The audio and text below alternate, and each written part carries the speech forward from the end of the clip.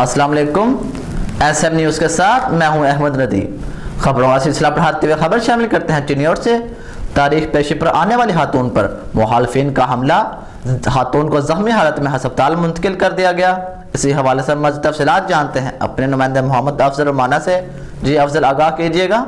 चनियोट मल्ला चा नत्थेवाला की रिहायशी बुशरा बीबी अपने बेटे के हमरा SP इन्वेस्टिगेशन के पास पेशी के लिए आई और वापसी पर मुखालफिन लियाकत वगैरह ने पकड़ लिया और बालों से पकड़कर सड़क पर दे मारा। अस्पताल में जेर इलाज बुशरा बीबी का कहना था, जी मैं आ रही सी, मैडम को मेरी इंक्वायरी सी तो मैं उदू आ रही सी तो रस्ते दे विच ना जिथे पुलिस लाए ने ना उत्थे 4 बंदियां ने ना गड्डी रक्शे दे अगे करके मैं कली सी, उन्होंने मैंने इतना मारिया है, बड़ा मारिया है। घसीटे ने मेरे को मेरा पर्स छीन लिया ने, मेरा मोबाइल, मेरिया वालियाँ, मेरा लाकट, वो पैसे काफ़ी सी। ऐवें को उन्होंने मैंने मार मार के इतने मेरे वाल पुटे, मैंने हर जगह तो इतनी शदीद दर्द, उन्होंने मैंने बहुत ज़्यादा मारा है।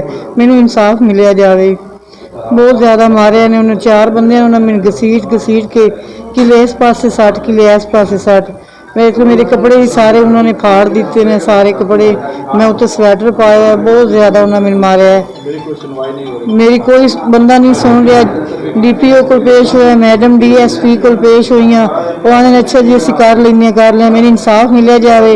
इस बंदे सन बड़ा तंग किया, बहुत धमकियां दे रहा है। आज मैं उदू आ रही है, इस मैनू उत्थों राह च पकड़ लिया, पता नहीं किदू दे नाल 3-4 बंदे लैके इन्हें मैंने बड़ा मारिया है। उत्थे पूरा लाहौर रोड भी गवाह है इस बंदे दा, इन्हें मैंने इतना मारिया है। मुतालबा मैंने इंसाफ मिलिया जाए, इस बंदे नूं गिरफ्तार किया जाए।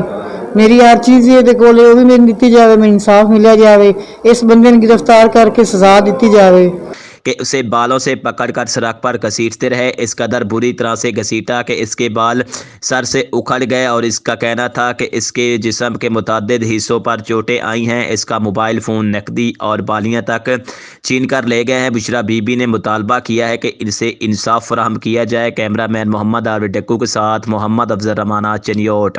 बहुत शुक्रिया अफजल तफसीलात से आगाह करने के लिए।